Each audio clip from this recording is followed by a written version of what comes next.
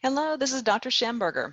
As we go through this talk, I want you to think about what was the last sports-related item that you purchased?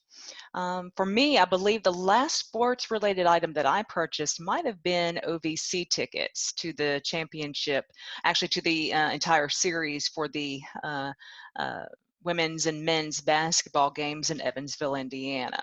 I'm believing it was that. It might also have been a pair of running shoes. I'm not really sure, but really we're talking within the last month and a half. And the reason why I want you to think about this question is because we are going to focus on the commodification of sports in this particular module. You see yourself first as a sports consumer, the fans basically, but it also includes a number of other people, and we're going to talk about those. The sports product itself, whether it's the ticket, maybe even a shirt, I'm wearing my Murray State shirt, whether it's a particular athletic related item, baseball, a bat, a helmet, things along those lines. And then the suppliers of the sports product. That includes a number of different groups of people too, as well as just organizations, anything from licensing to trademarks to even those who manufacture these items. So all of these particular groups are really important to the model known as commodification. What is commodification? It's a capitalistic theory, basically, or concept, I should say, and it's one that was formed by Karl Marx, who was a philosopher, and he was really rooted in the ideas of materialism as well as economics. But basically, what commodification means is that the objects become for sale, whatever that might be. So anything from your running shoes to your tennis racket to those types of items, even to items that we might enjoy as fans, our shirts, the hats we wear, things to show our fandom, if you will, to show how much we really have an affinity for a certain team or perhaps even a certain athlete. Okay, that's commodification. So sports is all about money. Sports is a business. And of course, as you know, we are housed in the College of Business. So it is fitting that we do see sports in that light. And sports media itself is a business too. And they are also a player, especially when it comes to sports product. Okay, so even some of the documentaries and sports shows that we see, those are definitely sports products. And then they are the suppliers, ESPN, your sportscasters, your sports news writers. All right, so we're going to look at this particular concept. This concept touches in each one of these three different learning objectives because it's going to help strengthen our understanding of the relationship between sports and media. There are some ethical considerations here, and those are something I really want you to reflect on through this particular module. And then we're going to basically delve further into the sports media audience and how these various things, the things like the shirts and the tickets and all of that, it does influence how sports is portrayed in the media. And it also influences our decisions as to whether we might become those diehard fans or whether we become the fair weather fans. And then the things that we wear to show how much of a sports fan we might be. So let's go ahead and get started in this brief talk. I'm not going to go line by line. You can always refer to your chapter in your textbook, but you can also pause at any moment of this talk to see exactly some of these terms.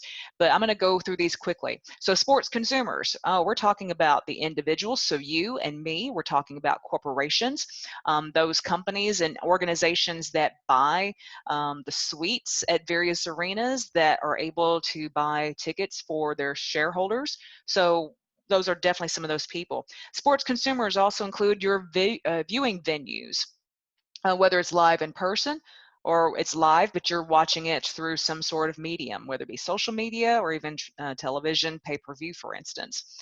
Our corporate consumers, in basically we're talking about sponsorships here. We're talking about ads.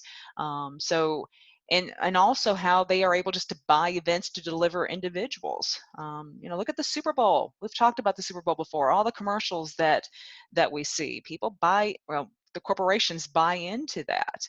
They know they're going to have their ads seen by millions of people. What better way to be able to attract the product to them?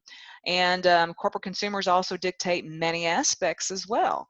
So if a corporation wanted to be able to show a certain game, for instance, ESPN, they've got a lot of say in when that game is going to be aired.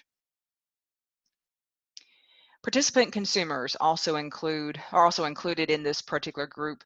We're talking about some of the unofficial participants, such as your runners, your tennis players, basically those who do sports for a lifestyle, maybe part of their hobby. And then you've got those that are really into the competitively organized sports, the professional runners, perhaps even semi-pro baseball. And then sponsors as consumers also play a big role. And they, in this case, they really pay to be associated with an event. It's good PR, it builds their image, and it helps to build their brand as well.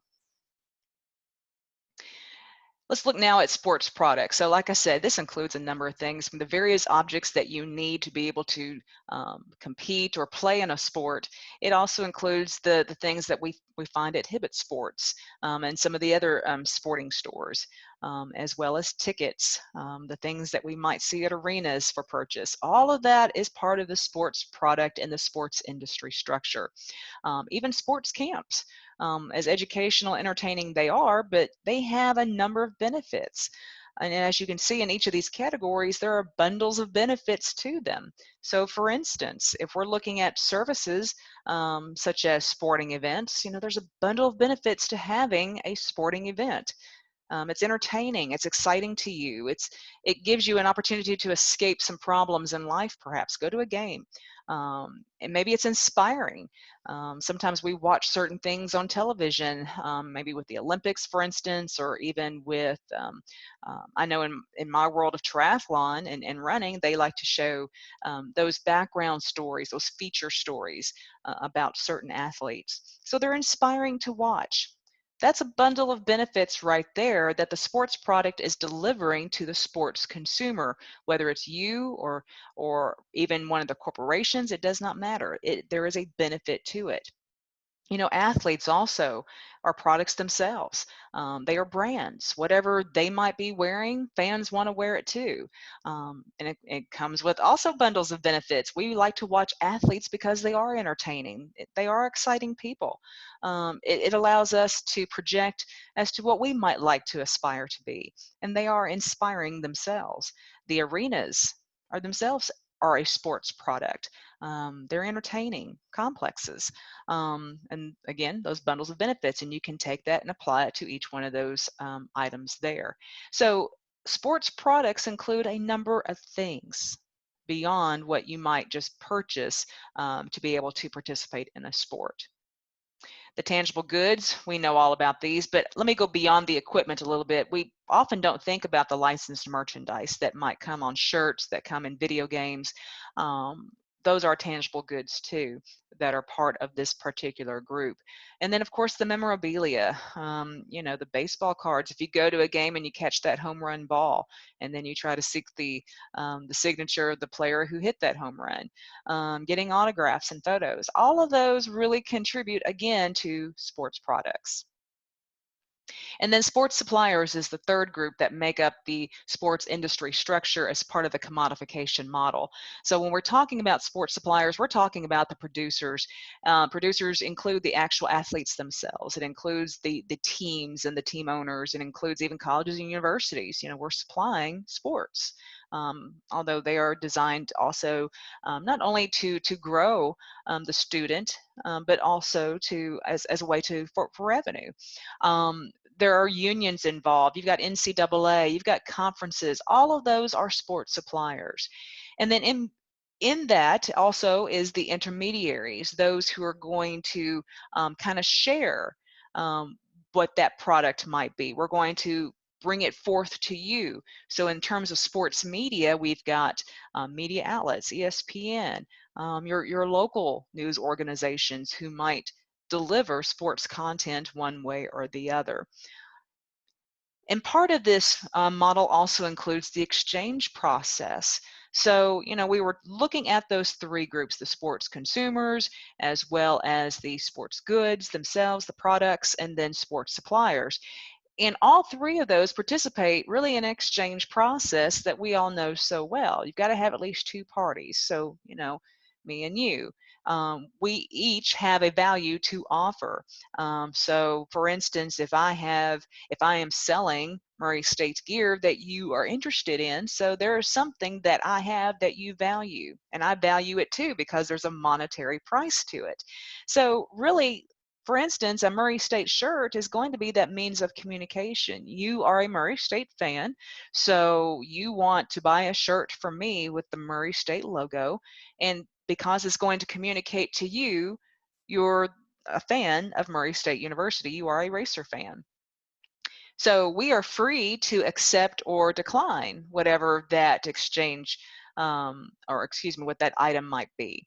So sometimes that's where ticket prices come into play. If ticket prices are way too high, then as the sports consumer, I might not really participate in that exchange process. I might not agree to that particular price tag. So therefore, I will seek to participate in another way. Maybe stay at home and hopefully watch it on television if it's possible. In the exchange process, really the outcome has to be desirable for each one of us. So if, again, going back to the Murray State University with the gear, if I am able to sell it to you at a price that you are willing to pay, but yet it's also acceptable to me because I've got to be able to show on my bottom line a growth, then pretty much the exchange process becomes successful in this commodification model. So really, the sports industry is no different from any other industry, but many times we don't want to look at it that way because it is a source of enjoyment for us. So, but we have to make it realistic. And the reality is, it is part of the sports business model as well as sports media. So again, the two are symbiotic. In that the media act as those intermediaries, supplier of sports, and sometimes also the participants in a way, being able to deliver a product to you, the sports consumer. So that gives you really a broad overview of commodification of sports, and the chapter in your textbook goes into some specific examples to help you understand even further some of these particular concepts. And that concludes this talk. Thank you for watching.